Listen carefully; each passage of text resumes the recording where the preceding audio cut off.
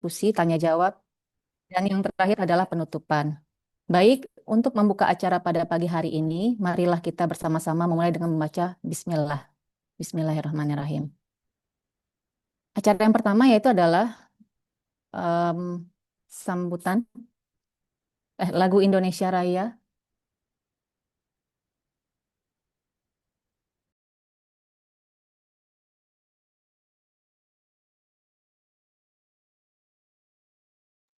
Baik, kepada para hadirin kami mohon untuk on cam.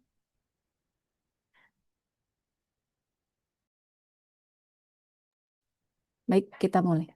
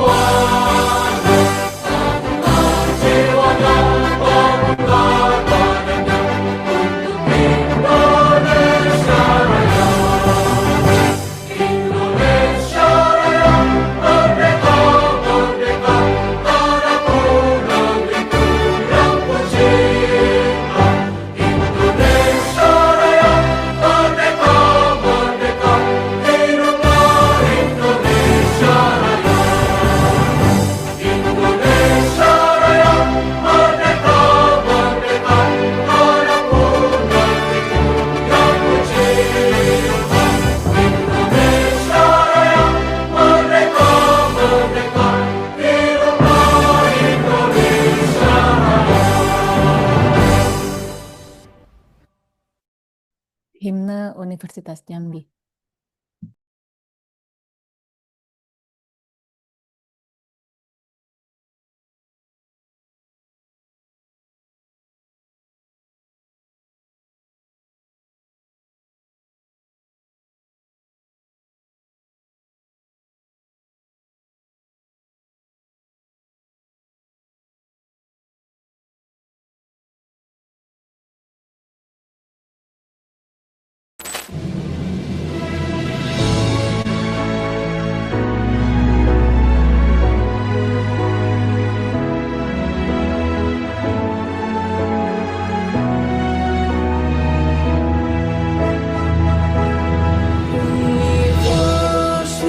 Universitas Jambi mendidik insan berbudi, bertakwa pada Tuhan yang Maha Esa, berbakti mengabdi untuk pertiwi. Disiplin tinggi sirap dalam jiwa, amalkan tridharma perguruan tinggi, membangun bangsa dan negara berdasarkan Pancasila, meningkatkan sumber daya manusia demi nusa dan bangsa. Universitas Jambi bidang masa serentak baregam abadi.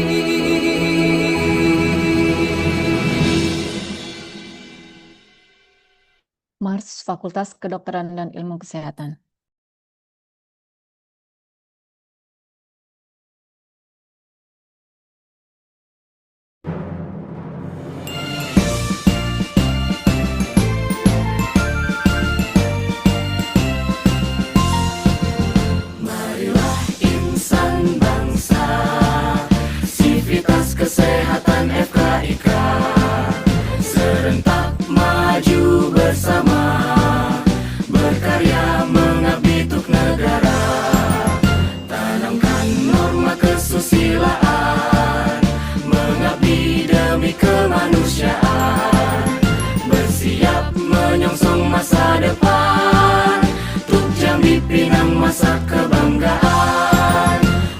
wujudkan persatuan, pelopor kesehatan, generasi berbudi pekerti luhur berdasar Pancasila.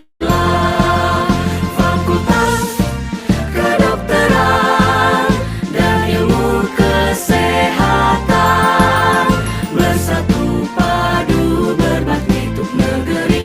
Universitas Jambi, jayalah selamanya.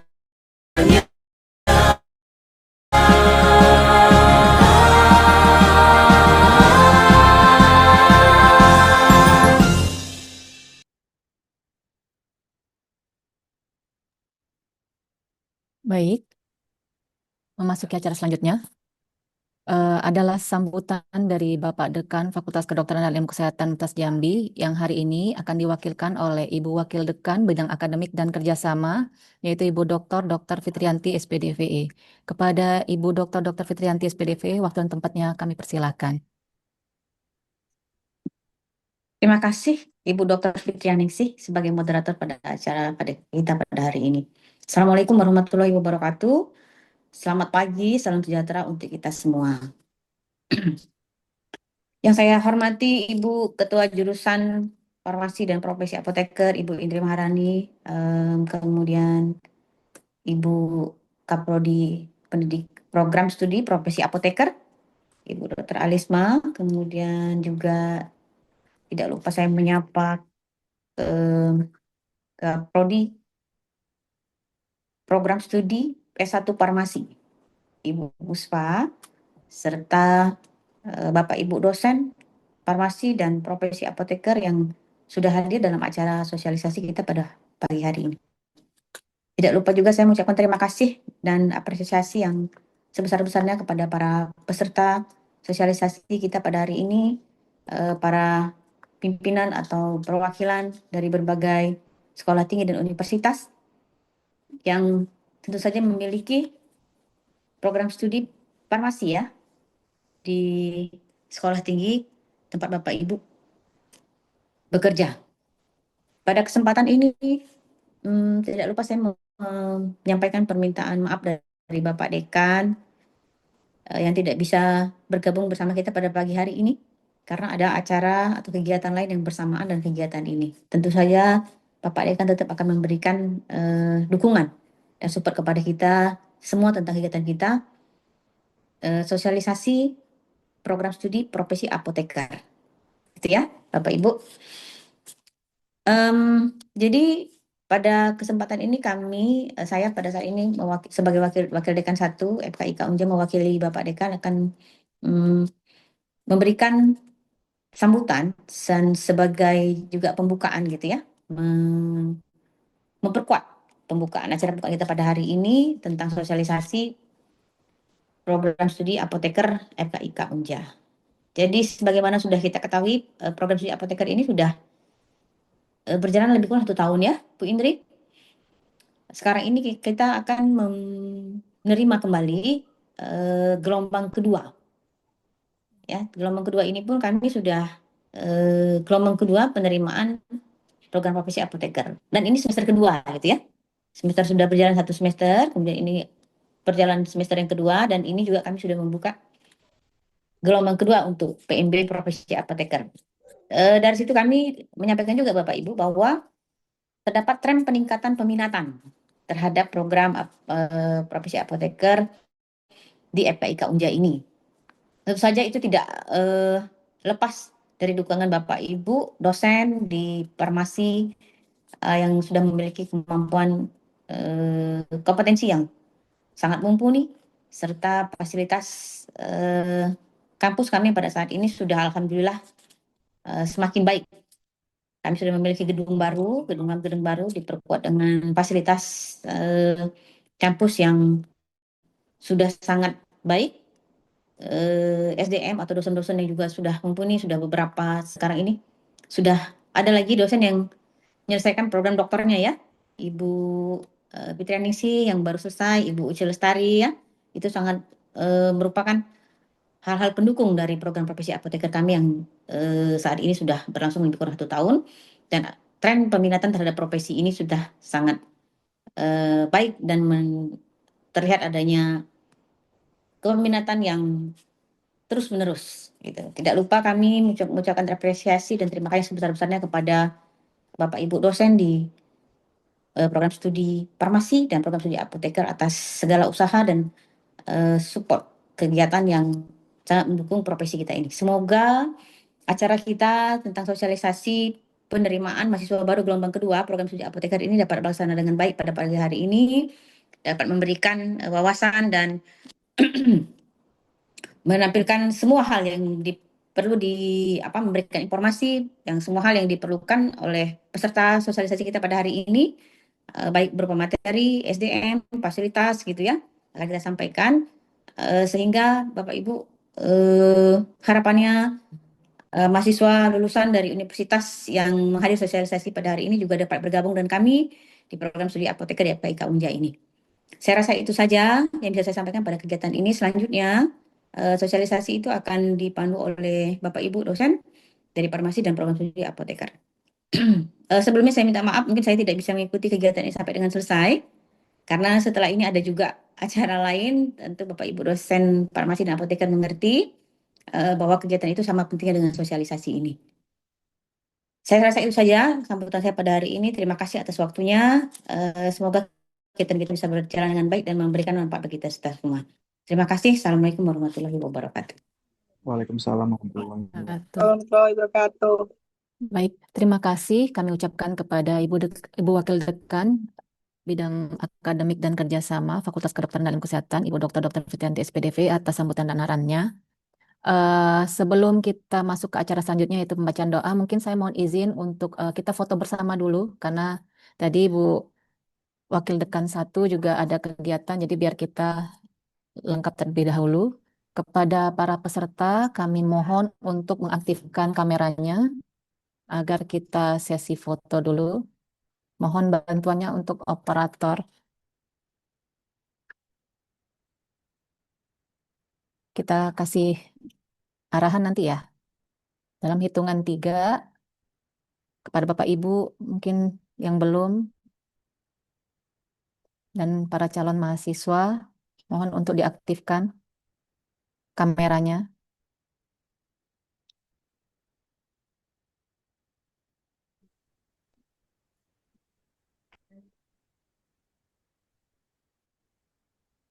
Oke, sudah.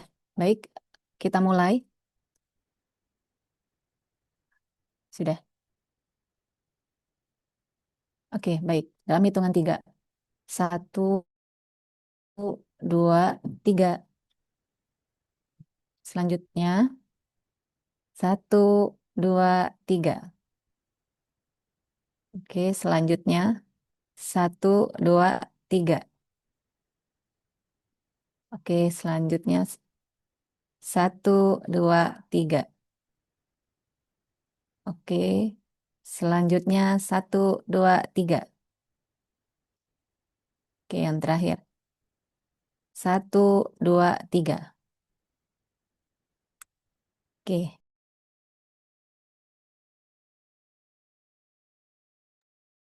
Baik, terima kasih atas kesediaannya.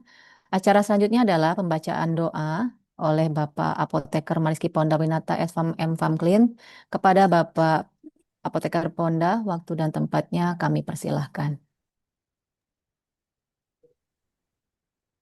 Assalamualaikum warahmatullahi wabarakatuh. Selamat pagi, salam sejahtera bagi kita semua. Hadirin yang berbahagia, marilah kita berdoa dengan khusyuk menurut agama dan kepercayaan masing-masing. Semoga acara pada hari ini diberi keberkahan dan bisa berjalan dengan lancar. Dan izinkan saya untuk memandu doa sesuai dengan tuntunan agama Islam. Bismillahirrahmanirrahim. Allahumma sholli ala Sayyidina Muhammad wa ala ali Sayyidina Muhammad. Alhamdulillahirabbil alamin. Hamdan syakirin, hamdan na'imin, hamdan yu'afini amahan wa yukafi umazidah. Ya Rabbana lakal hamdu kama yanbaghi li jalali wajhikal karim wa azimi sultanik. Allahumma ya Allah, Tiada kata dan rasa yang pantas kami haturkan kepadamu, selain syukur kami padamu atas segala nikmat dan hidayah yang Engkau anugerahkan kepada kami, sehingga kami bisa hadir bersama untuk mengikuti kegiatan pada pagi hari ini. Allahumma ya Allah, jadikanlah acara kami ini sebagai majelis ilmu yang bermanfaat, yang Engkau ridhoi, yang membawa barokah, rahmat, taufik dan hidayahmu buat kami semua. Ya Allah, Tuhan yang Maha Pengampun, Engkau Maha mengetahui terhadap kelemahan-kelemahan kami. Maka dari itu, kepadamulah kami menyembah, kepadamulah kami memohon ampunan dan pertolongan. Rabbana atina fid dunya hasanah wa fil akhirati hasanah wa qina azabannar. Subhana rabbika rabbil izzati amma yasifun. Wassalamu ala mursalin walhamdulillahi rabbil alamin. Wassalamualaikum warahmatullahi wabarakatuh. Baik, terima kasih kepada Bapak Apoteker Mariski Pondawinata. Acara selanjutnya adalah pemutaran video profil Universitas Jambi.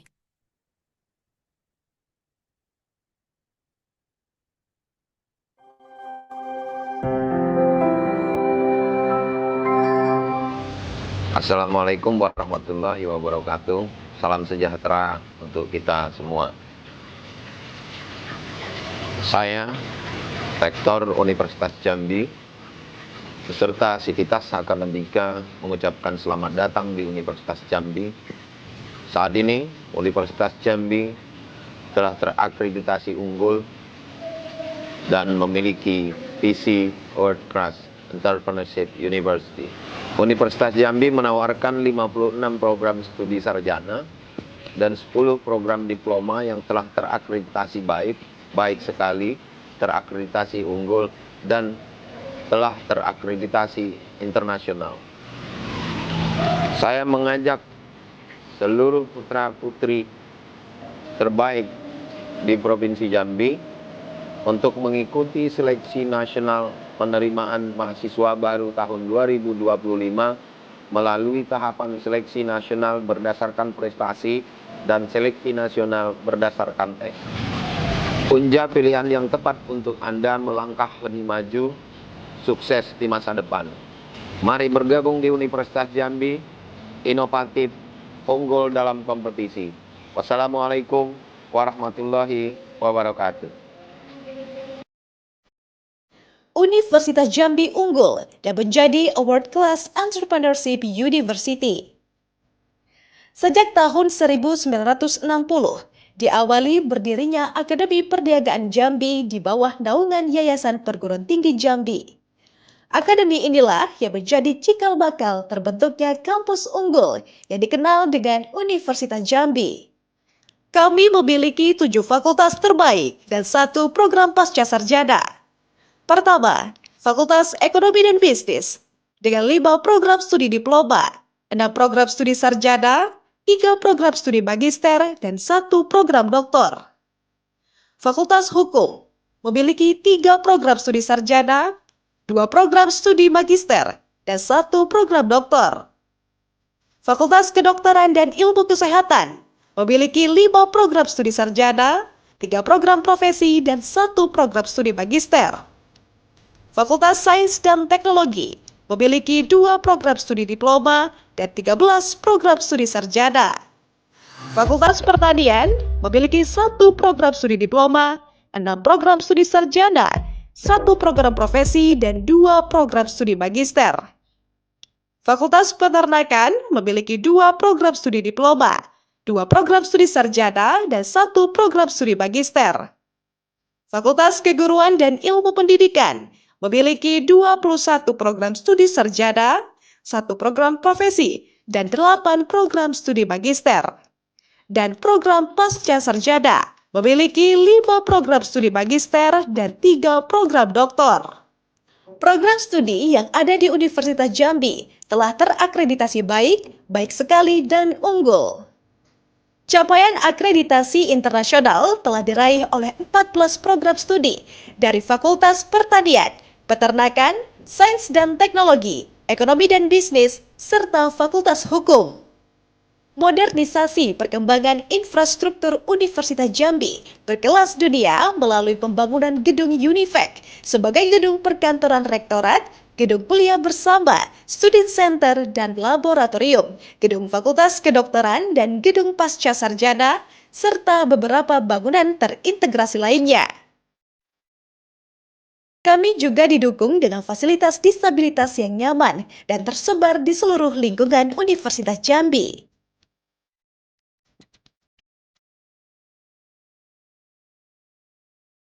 Kami memiliki berbagai macam pusat unggulan yang bekerja sama dengan universitas serta lembaga nasional dan internasional.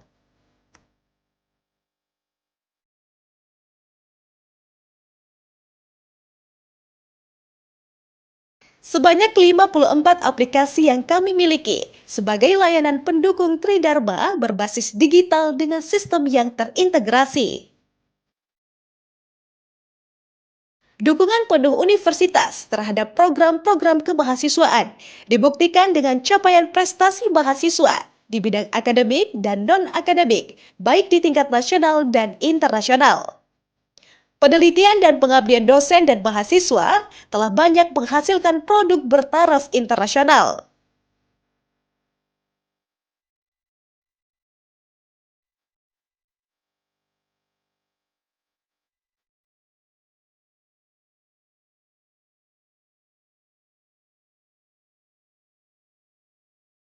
Berdasarkan data waktu tunggu lulusan Universitas Jambi, hanya 4,5 bulan untuk mendapatkan pekerjaan utamanya, yang menunjukkan daya saing lulusan di pasar kerja. Dibuktikan dengan banyaknya alumni terbaik yang menjadi tokoh di tingkat nasional dan internasional.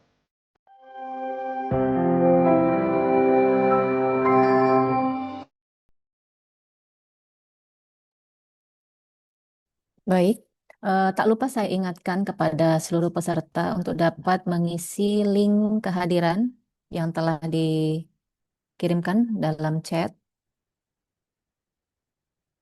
Oke, selanjutnya adalah inti dari kegiatan kita pada hari ini, yaitu sosialisasi program studi pendidikan profesi apoteker, yang pada hari ini akan disampaikan langsung oleh Ibu Ketua Program Studi Pendidikan Profesi Apoteker, yaitu Ibu Elisma, SFAM, MFAM APT. Kepada Ibu Elisma, SFAM, MFAM APT, waktu dan tempatnya kami persilahkan. Baik, terima kasih Bu Mufid. Izin share, Bapak Ibu.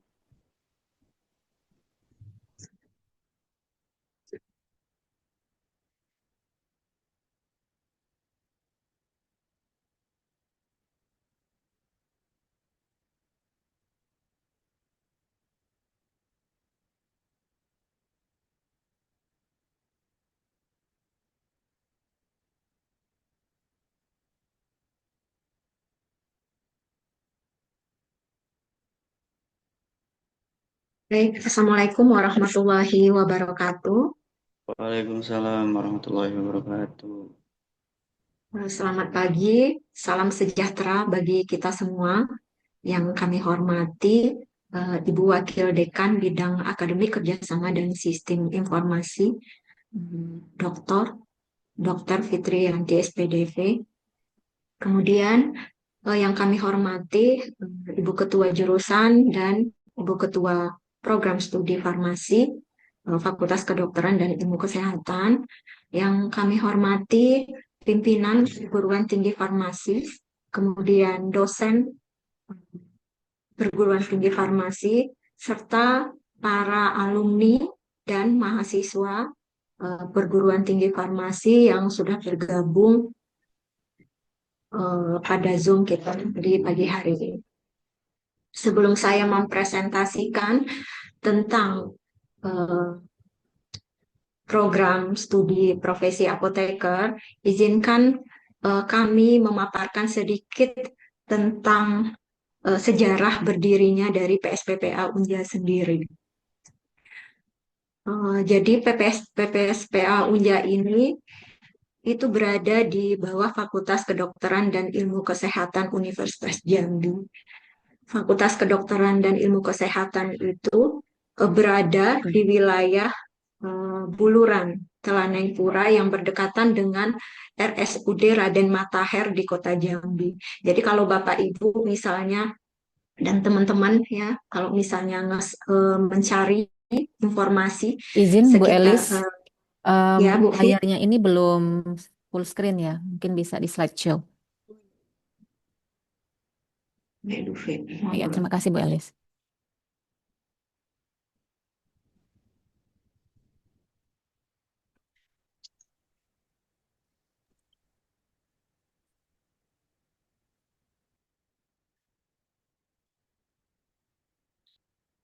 Ya, Bu Fi ya.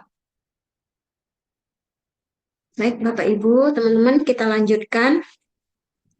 Jadi FKIK itu sendiri itu berada di eh, kampus Buluran atau Telanai Pura yang berdekatan dengan RSUD Raden Matahir di Kota Jambi. Jadi kalau misalnya Bapak Ibu dan teman-teman mahasiswa atau alumni sendiri kalau searching di Google gitu ya, Universitas Jambi itu ada beberapa tempat begitu. Kampus utama kita itu berada di daerah Mendalu. Ya. Daerah Mendalu itu termasuk di Kabupaten Muaro Jambi. Nah, di sana pusat perkantoran, rektorat, dan berbagai macam layanan akademik seperti itu. Tapi khusus untuk Fakultas Kedokteran dan Ilmu Kesehatan itu berada di Kota Jambi, khususnya di daerah Telanai Pura, daerah Buluran. Nah, seperti yang saya jelaskan sebelumnya, PSPPA ini itu berdiri atau izin operasionalnya itu keluar di tahun 2024 melalui Keputusan Menteri Pendidikan dan Kebudayaan, Riset dan Teknologi nomor 691 tahun 2024 di bulan Oktober.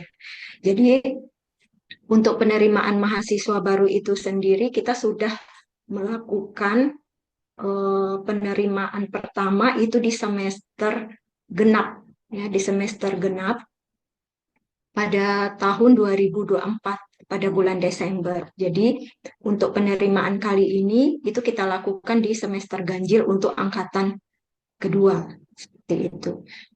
Nah, kemudian sosialisasi ini bertujuan untuk mengenalkan program studi pendidikan profesi apoteker Universitas Jambi lebih luas kepada alumni S1 Farmasi di seluruh Indonesia, khususnya di wilayah Sumatera, untuk perguruan tinggi farmasi yang belum memiliki prodi profesi apoteker.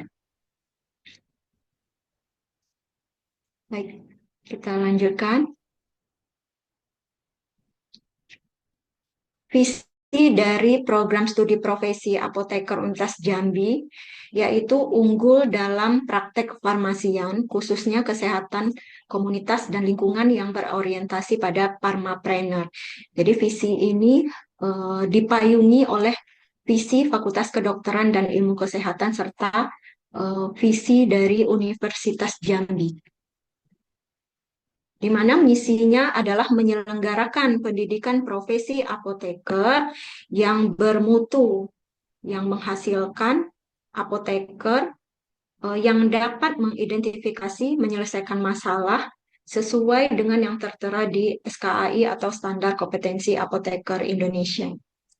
Kemudian menyelenggarakan penelitian, menyebarluaskan penelitian khususnya di bidang kesehatan komunitas dan lingkungan serta pharmapreneur selaras dengan visi dari FKIK dan visi Universitas Jambi, dan mengembangkan serta memperkuat jejaring kemitraan untuk menghasilkan lulusan yang mempunyai kompetensi di bidang pharmapreneur yang produktif dan inovatif.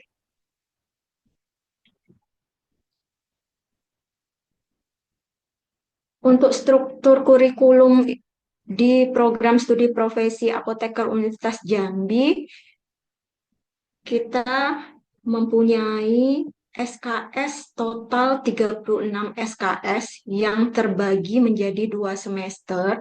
Dapat Bapak Ibu lihat di sini dan teman-teman lihat di sini, itu semester 1 dan semester 2. Jadi kurikulum itu dibagi menjadi 2 semester dengan waktu tempuh 2 semester itu lebih kurang 10 bulan, kemudian 2 bulannya lagi itu adalah persiapan untuk Ukomnas dan ujian UKAI yang akan diselenggarakan oleh Kolegium dan APTFI seperti itu untuk ujian OSCE, di mana semester 1 ini terdiri dari eh, beberapa, bukan mata kuliah ya, jadi istilahnya ini kita langsung praktek seperti itu. Jadi ada studi kasus promosi kesehatan, ada studi kasus farmasi sains dan industri, kemudian ada PKPA di bidang apotek, ada PKPA bidang puskesmas, kemudian ada PKPA di bidang distribusi. Nah, untuk semester 1 ini, untuk studi kasus, itu hanya kita selenggarakan lebih kurang 2 minggu. Jadi teman-teman yang mau bergabung di program profesi apoteker Unja, itu pada awal masuk nanti akan kita berikan pembekalan itu lebih kurang 2 sampai 3 minggu dalam bentuk studi kasus promosi kesehatan dan farmasi sains dan industri. Nah, setelah itu teman-teman nanti akan segera eh, di di lapangan seperti itu, akan praktek di tempat praktek di lapangan. Kemudian di semester 2 kita tidak ada kuliah lagi. Ya, jadi di semester 2 nanti teman-teman langsung kita drop ke industri farmasi, kemudian nanti ke rumah sakit, kemudian nanti ke instansi kedinasan seperti Balai POM, kemudian nanti beberapa dinas yang terkait dengan pekerjaan kefarmasian seperti itu. Kemudian nanti 2 bulan sebelum Ukomnas itu akan dilakukan persiapan ujian kompetensi institusi. Jadi teman-teman dalam waktu lebih kurang 2 bulan akan kita berikan pembekalan dan kita latih untuk menjawab ya ataupun membahas soal-soal yang akan ya, digunakan untuk persiapan dari ujian kompetensi apoteker. Nah, biasanya kalau ujian kompetensi akan di Januari dan Februari, kalau untuk semester ganjil itu biasanya di bulan Juli Agustus seperti itu. Kemudian yang terakhir itu adalah ujian komprehensif. Nah, jadi sebelum teman-teman melakukan ujian kompetensi yang dilaksanakan oleh kolegium, itu di kampus atau di program studi nanti akan melakukan ujian komprehensif. Jadi total SKS yang menjadi beban untuk profesi apoteker di Universitas Jambi itu adalah 36 SKS.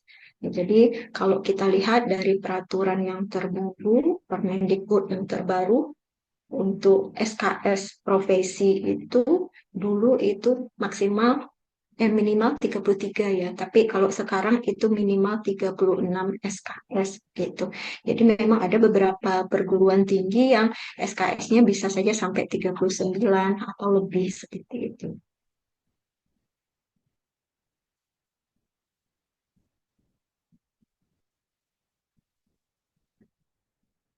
Kemudian untuk dosen pengajar di program studi pendidikan profesi apoteker itu sendiri, kita memiliki dosen-dosen yang kompeten di bidangnya. Ya, yang pertama di bidang farmasi klinis, kemudian di bidang teknologi farmasi, kemudian di bidang ya, regulasi seperti itu. Nah, ada kurang 9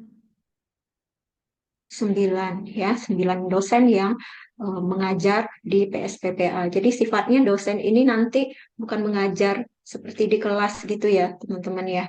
Jadi dosen di sini fungsinya adalah sebagai pembimbing mahasiswa waktu nanti praktek di lapangan. Walaupun di lapangan itu nanti mahasiswa apoteker itu juga akan dibimbing oleh seorang preceptor.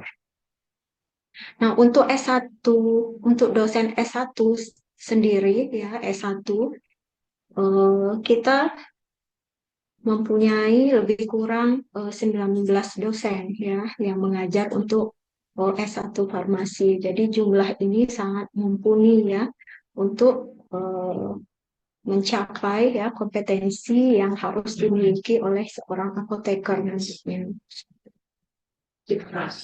Kemudian Universitas Jambi ya di tahun 2023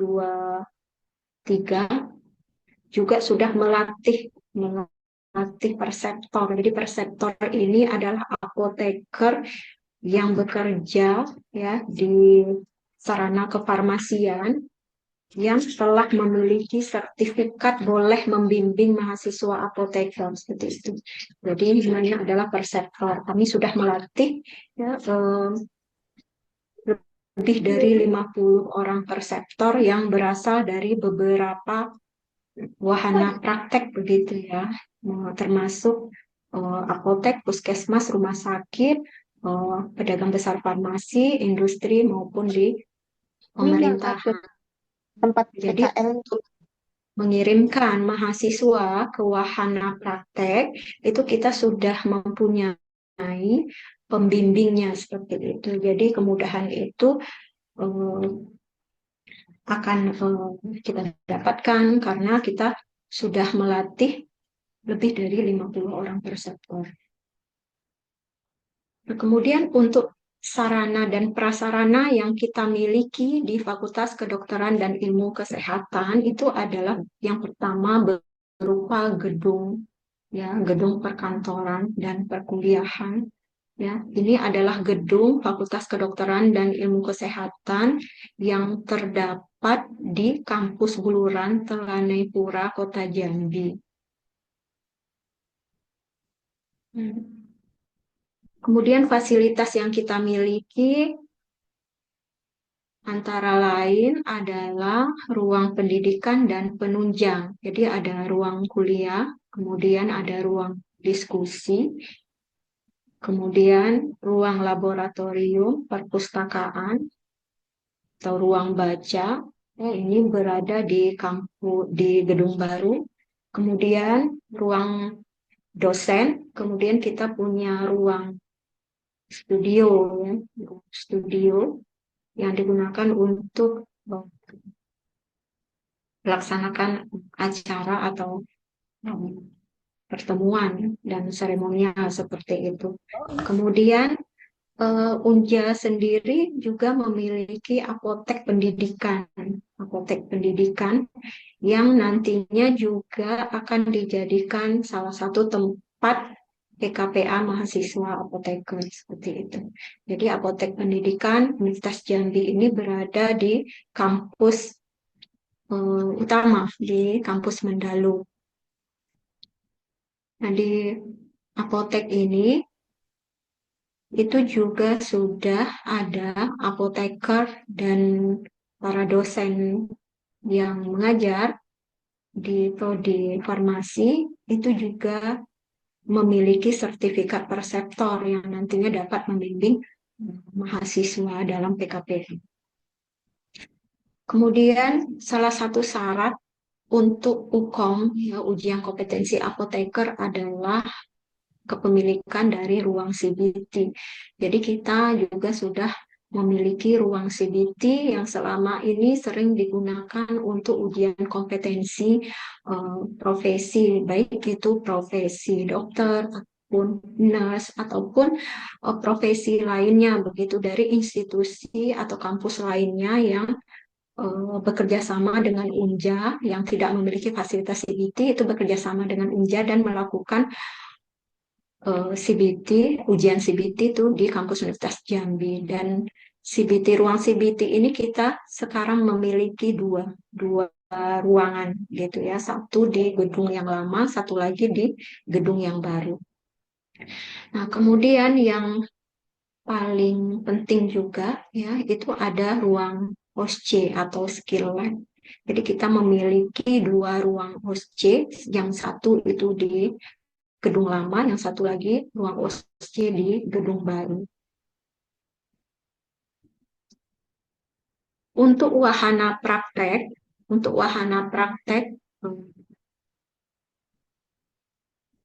PSPPA Universitas Jambi itu sudah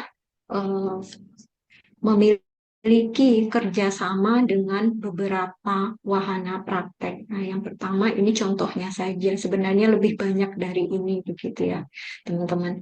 Jadi yang pertama itu adalah di Apotek Kimia Farma, kemudian ada apotek Mizan dan beberapa apotek yang tersebar baik itu di kota Jambi ataupun di luar kota Jambi, misalnya di daerah Sumatera Barat gitu ya. Itu juga ada. Kemudian kita juga tidak menutup kemungkinan kalau misalnya teman-teman mau nanti wahana apoteknya misalnya di daerahnya gitu, misalnya di Palembang seperti itu.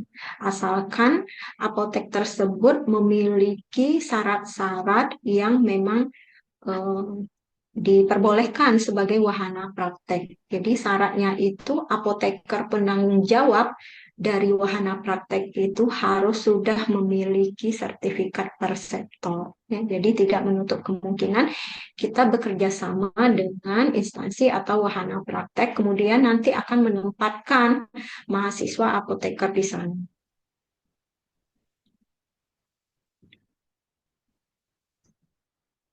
Ini beberapa apotek. Nah, kalau ini di Kota Padang, apotek WD Farma, kemudian puskesmas seperti itu juga.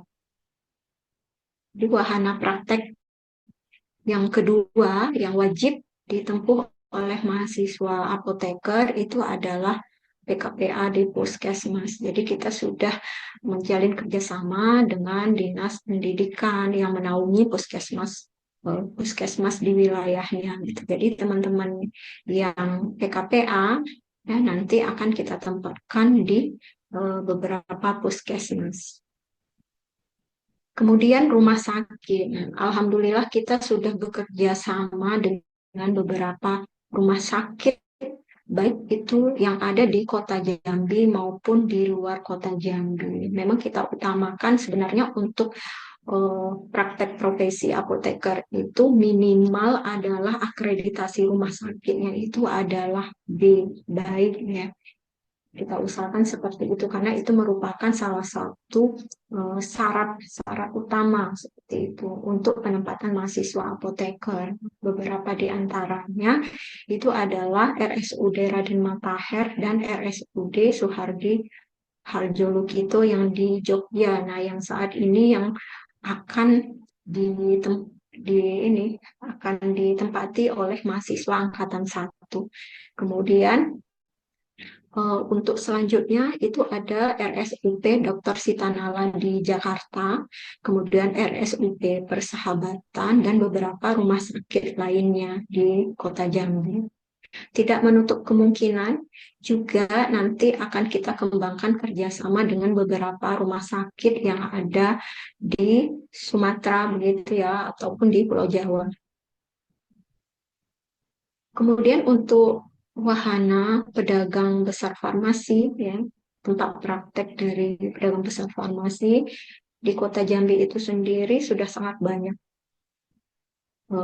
PBF gitu. Jadi pada PBF ini sangat bisa menampung jumlah dari mahasiswa apoteker yang akan berpraktek di sana. Ya, beberapa di antaranya itu adalah KFTD atau Kimia Farma Trading dan Distribusi, kemudian ada PT Nareko, kemudian ada Ensefal, kemudian ada Karisma Global, PPI, MPI, gitu. Kemudian ada banyak lagi PBF yang berada di Kota Jambi yang sudah memiliki apoteker yang mempunyai sertifikat per sektor. Nah, kemudian wahana industri. Untuk industri itu kita sudah bekerja sama dengan industri yang berada di Pulau Jawa gitu ya, khususnya di daerah Jogja, kemudian Bandung dan Jakarta. Nah, untuk di Jakarta itu sendiri itu ada Kimia Farma Plan Jakarta. Kemudian ini maaf ini ketutup ya. Kopi ini ada Kimia Farma Plan Bandung. Di Bandung itu ada yang kimia farmanya yang plan, kemudian ada yang bagian R&D, dan insya Allah itu juga bisa menerima mahasiswa eh, untuk PKPA di sana. Kemudian lembaga farmasi Angkatan Udara, ini yang akan kita jajaki itu Kombipar yang ada di Bandung, kemudian PT Lukas Jaya, ini sudah ada yang PKPA di sini ya, di Kimia Farma, di PT Lukas Jaya, itu sudah ada mahasiswa kita yang PKPA, dan juga di Labiofak dan Laviau ini. Nah, kemudian terkait dengan biaya pendidikan untuk program studi pendidikan profesi apoteker Universitas Jambi, yang biaya yang kita cantumkan itu sudah disesuaikan dengan standar biaya untuk perguruan tinggi dengan Badan Layanan Umum seperti itu. Jadi uang pendaftaran untuk PSPPA di Universitas Jambi ini itu adalah 500.000. Kemudian khusus untuk mahasiswa S1, ya, alumni S1 farmasi yang tidak berasal dari Universitas Jambi itu dibebankan untuk membayar iuran pengembangan institusi sebesar 15 juta. Untuk SPP semester 1 itu adalah 25 juta.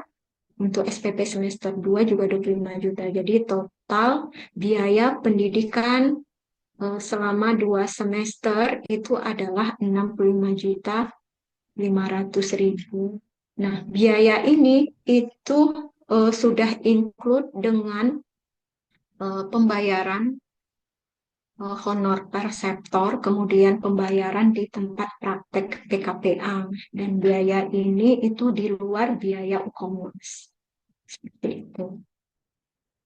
Kemudian, nah ini sedikit gambaran kegiatan PKPA yang sudah dilakukan oleh mahasiswa apoteker angkatan 1.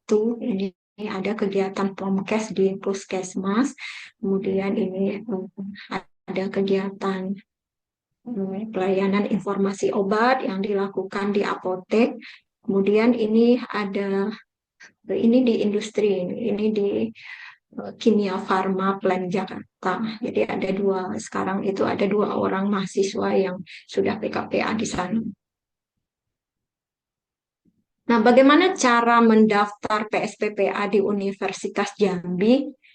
Jadi teman-teman nanti bisa masuk melalui website ini ya, PMB Unja ACID ya. Nah, jadi di dalam website ini nanti akan muncul ya, akan muncul info pendaftaran ya. Jadi teman-teman boleh mengklik info pendaftaran di sini ya. Nah, nanti silahkan dicari penerimaan mahasiswa baru seleksi mandiri program studi profesi apoteker gelombang 2 seperti itu. Nanti ini diklik. Nah, nanti teman-teman akan membuat akun pendaftaran ya, akan mengisi akun pendaftaran.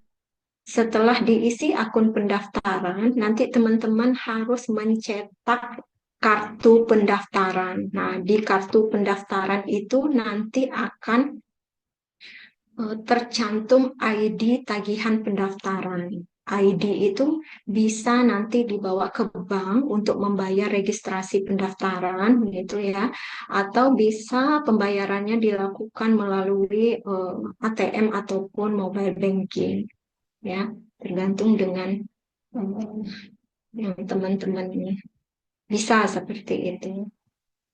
Nah, Kemudian terkait dengan informasi penerimaan mahasiswa baru gelombang 2 ini, jadi kita membuka waktu pendaftaran gelombang 2 ini memang agak pendek ya dibanding gelombang 1 gitu, karena memang perkuliahan itu harus sudah dimulai di bulan Agustus. Jadi perkuliahan harus mengikuti sama dengan S1 farmasi ya seperti itu. Jadi kita nggak boleh terlambat. Nah, jadi untuk gelombang 2 ini teman-teman bisa mendaftar itu sampai tanggal 24 Juli ini gitu ya. Nanti untuk pengumuman lolos administrasi itu akan disampaikan tanggal 25 Juli. Kemudian untuk ujian masuk PSPPA Unja itu dilakukan ujian CBT dan wawancara. Jadi dibutuhkan 2 hari ya, untuk teman-teman melakukan ujian dan ujian ini kita laksanakan secara offline. Kemudian pengumuman kelulusan itu di tanggal 5 Agustus dan pendaftaran ulang serta pembayaran uang kuliah semester 1 gitu ya, termasuk uang pengembangan institusi itu dilakukan hanya 1 minggu dari tanggal 5 sampai tanggal 11 Agustus. Tanggal 13 Agustus akan dimulai perkuliahan.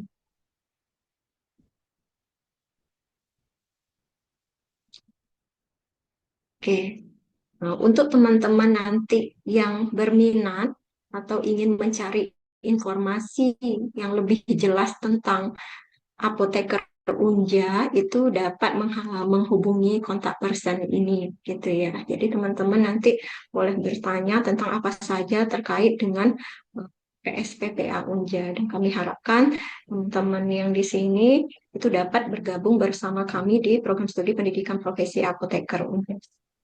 Mungkin itu saja yang bisa saya sampaikan terkait profil dari program studi pendidikan profesi apoteker Unja bagi Bapak Ibu dosen PTF ataupun teman-teman alumni S1 Farmasi yang ingin bertanya, kami persilahkan. Baik, terima kasih atas pemaparan materi yang sangat informatif dan jelas ya dari Ibu Ketua Program Studi Pendidikan Profesi Apoteker yaitu Ibu Elisma Eva Menpam APT. Kami persilakan kepada peserta di sini yang hadir melalui secara daring. Ya mungkin akan kita mulai dengan sesi pertama dulu sebanyak 3 penanya. Bagi yang ingin bertanya silakan menggunakan fitur raise hand ataupun mengetikkan pertanyaannya di kolom chat. Sebutkan nama dan dari universitas mana. Kami persilahkan.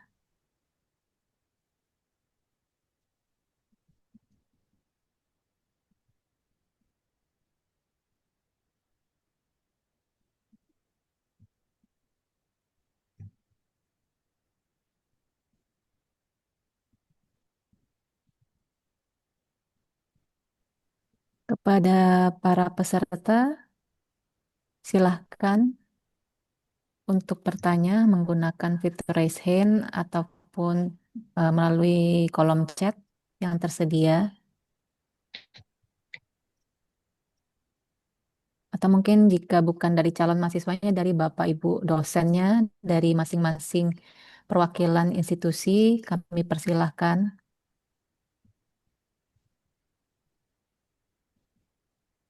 Silakan teman-teman atau Bapak Ibu yang ingin bertanya seputar PSPPA Unja. Mungkin sambil menunggu ya Bu Elis. Yang pertama mungkin terkait pembiayaan tadi. Nah, mungkin bisa disampaikan apakah ada skema pembiayaan cicilan atau bagaimana mungkin seperti itu Bu Elis. Baik, terima kasih Bu Fit. Untuk pembayaran, ya, untuk saat ini kita belum ada mekanisme pembayaran untuk pencicilan.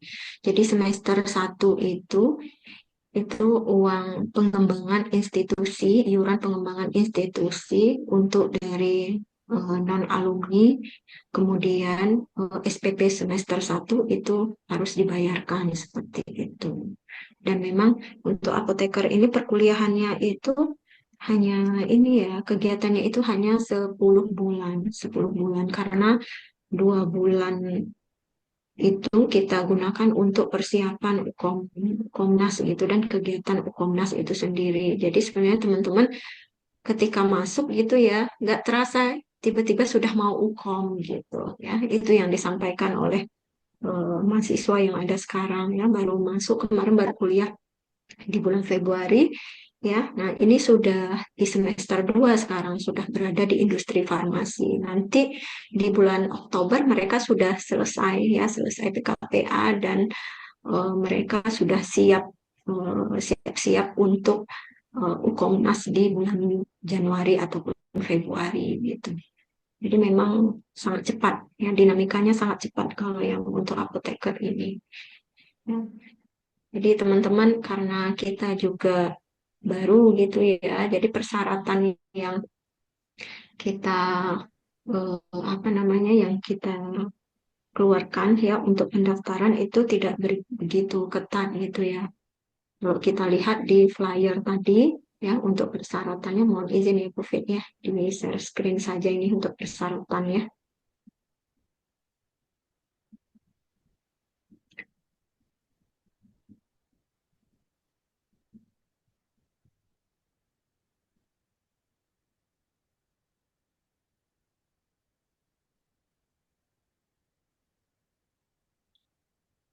Jadi persyaratannya hanya mengunggah berkas pas foto ya, kemudian scan asli KTP dan ijazah S1 dan transkrip S1 gitu. Untuk syarat-syarat lainnya ya seperti surat keterangan sehat, kemudian eh, hasil tes MMPI gitu ya atau bebas narkoba itu nanti setelah dinyatakan lulus. Jadi persyaratannya sangat mudah, hanya pas foto, scan asli KTP, dan scan asli ijazah S1.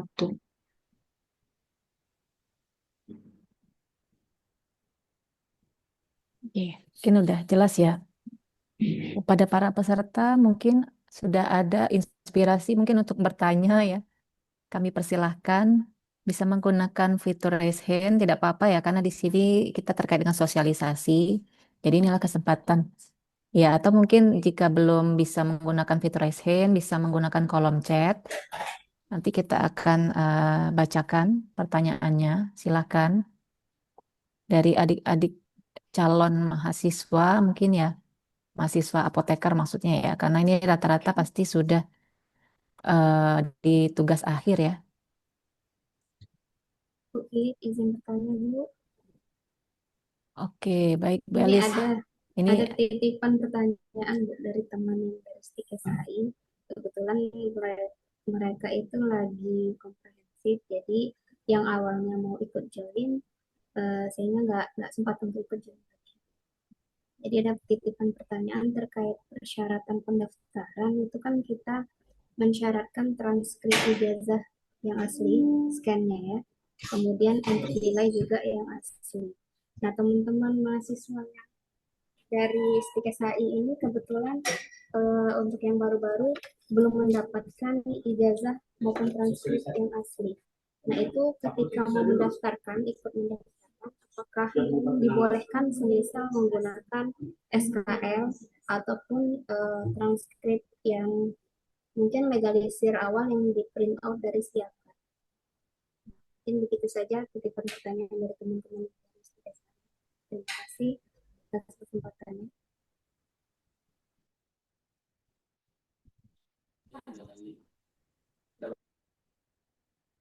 Baik,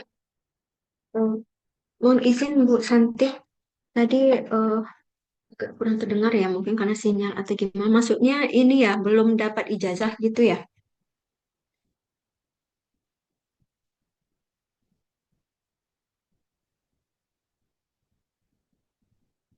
Teman-teman yang belum wisuda atau gimana? Yang untuk mendaftar ini?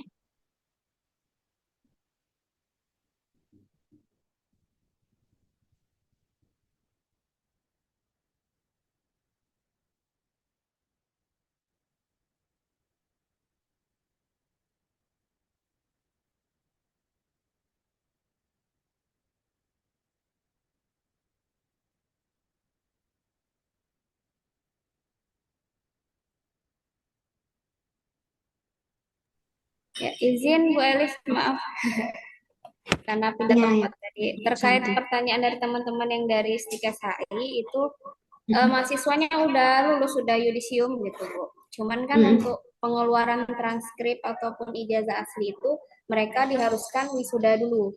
Nah, wisuda untuk di swasta itu eh, paling banyak ya 2 kali dalam setahun.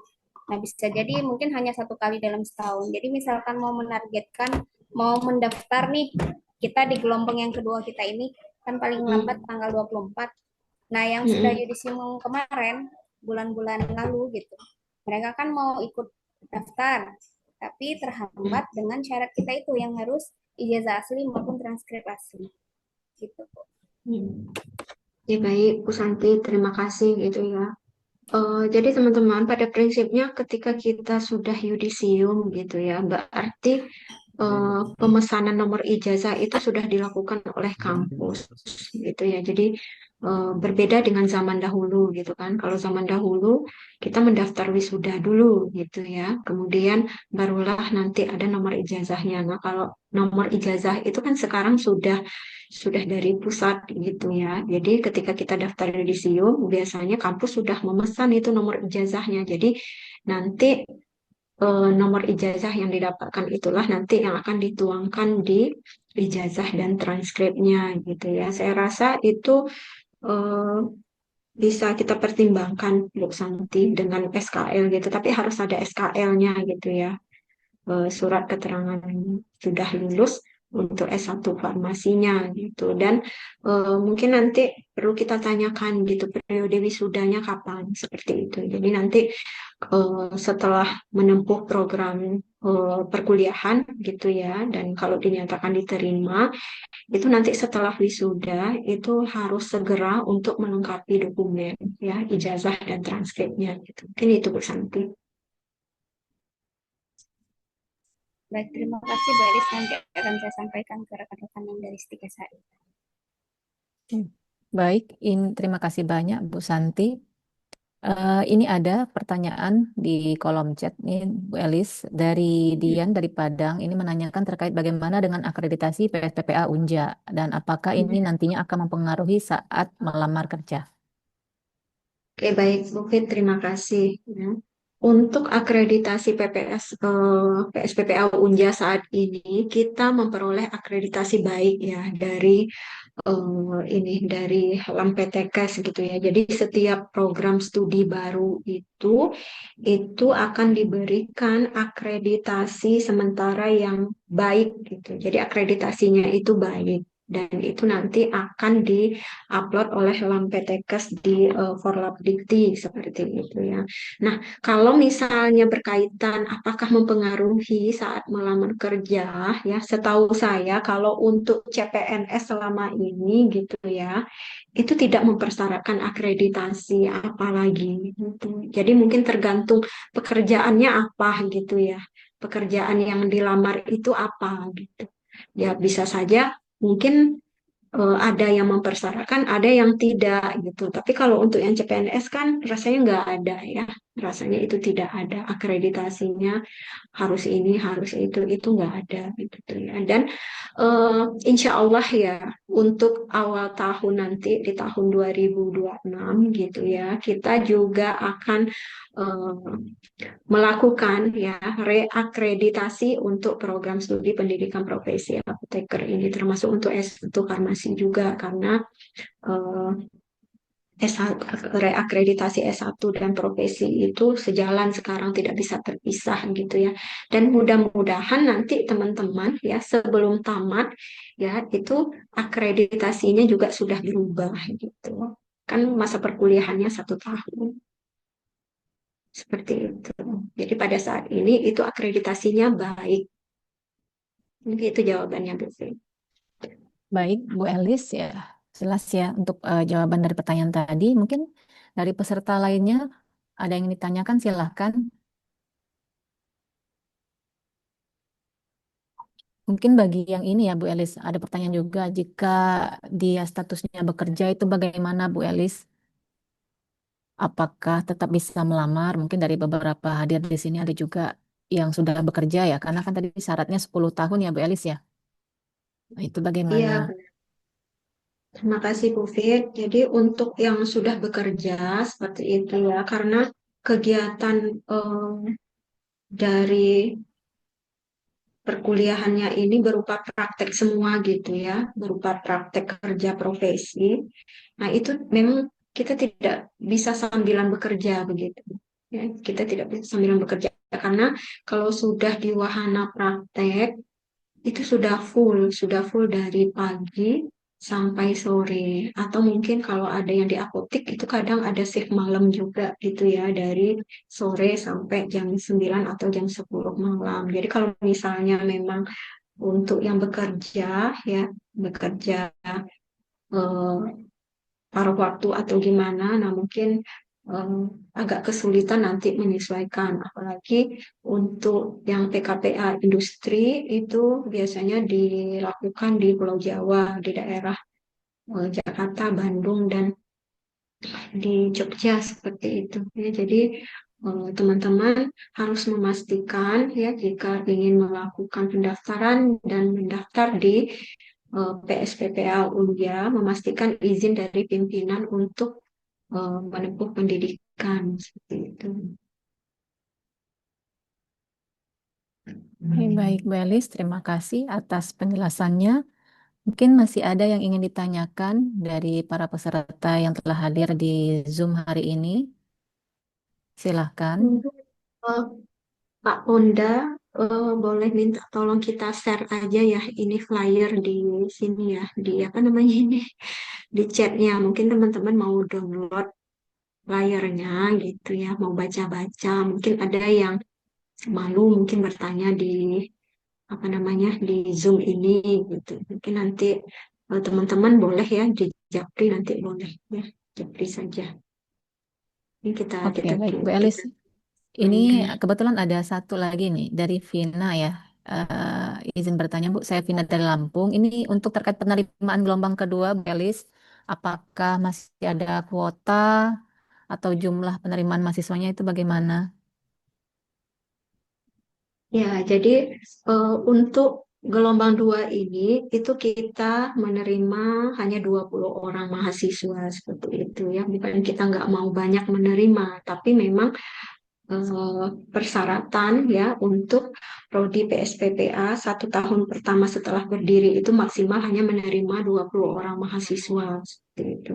Nah, tentu jumlah ini ya sebagiannya sudah diisi oleh gelombang yang pertama gitu. Jadi sebagiannya lagi nanti akan diisi oleh gelombang kedua ini.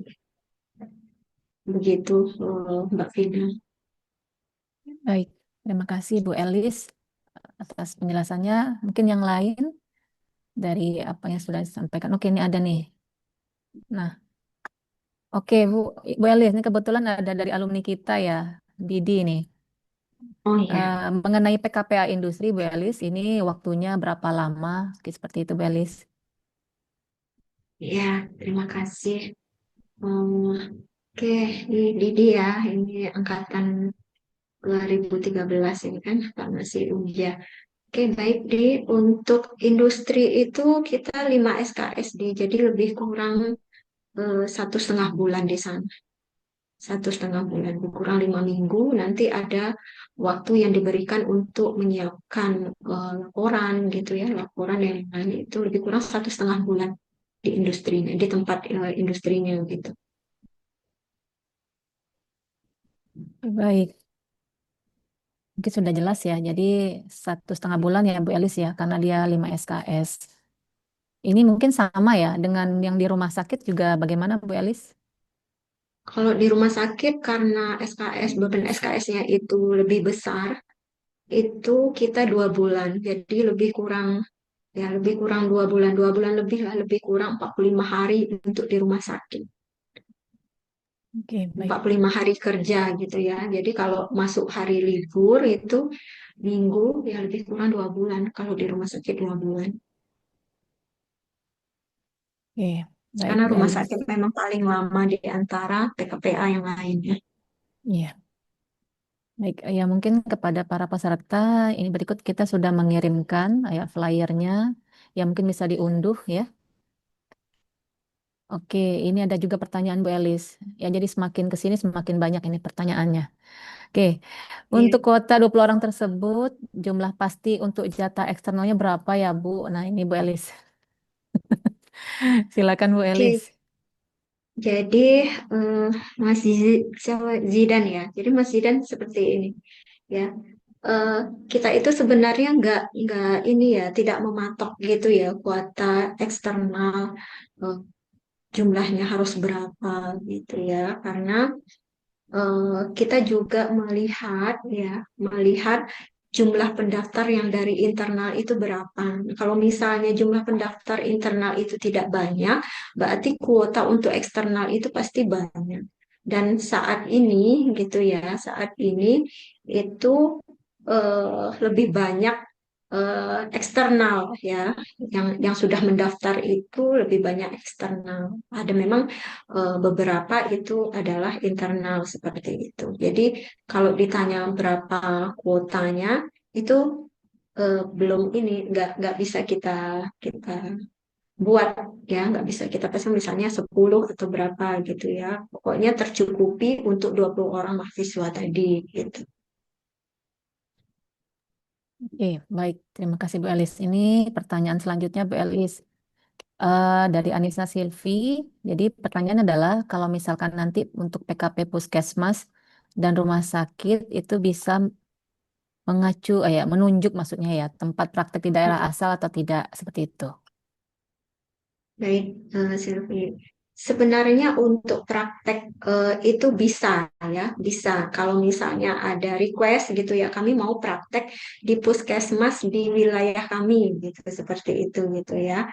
Nah, tapi puskesmas dan rumah sakitnya itu harus memenuhi persyaratan yang sudah dipersyaratkan oleh ini ya, bukan oleh kampus Universitas Jambi gitu ya, tapi persyaratan yang sudah dipersyaratkan oleh asosiasi seperti itu ya. Jadi puskesmasnya itu apoteker penanggung jawabnya harus seorang perseptor. Jadi dia sudah pernah mengikuti pelatihan perseptor ya, perseptor untuk membimbing mahasiswa apoteker. Dan begitu juga rumah sakit.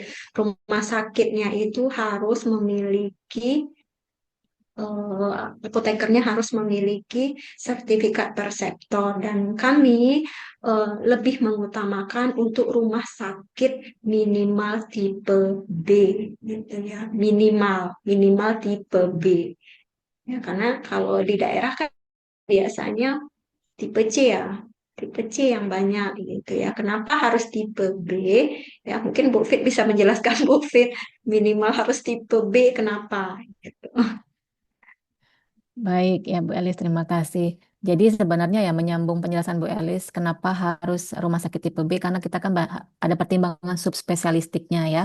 Jadi kalau tipe C dengan kapasitas bednya yang tentu tidak seperti tipe B, maka cakupan atau jangkauan untuk spesialistiknya juga terbatas. Makanya seperti itu. Ada persyaratan dari asosiasi kita yang harus kita penuhi. Nah ini selanjutnya Bu Elis, eh, eh, ada pertanyaan dari saudari Anissa Persi. Ya, kebetulan beliau juga alumni Unja ya. Untuk biaya tadi itu sudah include PKPA. Nah, yang tidak include itu apa saja, Bu ya? Dan persiapannya kira-kira biaya yang estimasi biaya ya di luar biaya kuliah. Nah, seperti itu. Baik, ya. Terima kasih Anisha ya. Em, yang tidak termasuk itu ya biaya akomodasi kita, Anissa ya. Kalau misalnya kita ke Bandung mau naik bus atau naik pesawat gitu ya, tentu biaya akomodasinya itu ditanggung oleh mahasiswanya sendiri begitu ya. Kemudian biaya kos di sana, biaya penginapan gitu ya. Tentu itu ditanggung oleh mahasiswa sendiri gitu. Gitu. Itu yang tidak termasuk itu di biaya PKPA itu. Ya, misalnya kita mau PKPA di industri farmasi di Bandung gitu ya, nah, tentu akomodasinya tidak akan ditanggung oleh kampus ya, biaya perjalanan itu tiket pesawat ataupun tiket busnya tidak tidak kita tanggung. Oke, baik Bu Elis. Ini semakin kesini makin banyak Bu Elis pertanyaannya ya. Oke, dari Ya, saudari Tri Oktarina ya. Ini terkait praktek lapangan yang memiliki 3 shift. Nah, apakah nanti yang mengikuti shift yang ada di rumah sakit itu kan ada shift malam ya? Nah, kemudian jika memang bisa memilih tempat praktik, apakah yang harus bekerja sama dengan Unja atau bagaimana? Karena ya ini infonya dari Palembang ya. baik, baik, baik, terima kasih. Kalau untuk shift gitu ya, selama ini itu biasanya shiftnya hanya ini ya, pagi ya, pagi sampai siang gitu di rumah sakit, kecuali memang rumah sakit itu sendiri yang mempersyaratkan demikian gitu ya. Nah, ini jika memang bisa memilih tempat praktek, apakah harus bekerja sama dengan Unja? Sebaiknya memang iya gitu ya. Tapi nanti dari mahasiswanya cukup sampaikan ke kami saja gitu. Bu, di tempat kami itu bisa gitu. Nanti kami yang akan menyurati instansinya gitu ya. Jadi bukan Mbak Trinya yang akan menyurati instansinya, bukan seperti itu ya. Jadi kami yang akan menyurati instansinya karena biasanya di rumah sakit pendidikan itu mereka punya bagian pendidikan dan pelatihan dan mereka juga sebenarnya penting ya Bu Fik ya untuk mereka untuk akreditasi mereka gitu. Biasanya mereka welcome. Oke, baik Bu Begitu, Elis. Mm-mm. Mbak Tri. Mungkin sedikit juga tambahan kalau 3 shift ya untuk apoteker itu kita mahasiswa sih biasanya tidak sampai shift malam ya. Bis- Itu ya mungkin membayangkannya seperti koas mungkin ya Bu Elis. Jadi tidak Iya. ya. Jadi untuk apoteker tuh biasanya tidak. Nah namun itu tadi terkait ya karena mungkin asalnya dari Palembang. Jadi jika di sana ada apa namanya lahan ataupun wahana yang memang memenuhi persyaratan yang tadi ya Bu Elis minimal B seperti rumah sakit itu bisa. Apalagi di Palembang mungkin banyak ya wahana yang seperti itu. Jadi nanti akan disampaikan saja ke Prodi. Kemudian nanti Prodi akan bersurat. Nah, ini lanjutan pertanyaan dari saudari Anissa si Bu Elis. Berarti biaya ujian semua sudah termasuk ya Bu, seperti itu.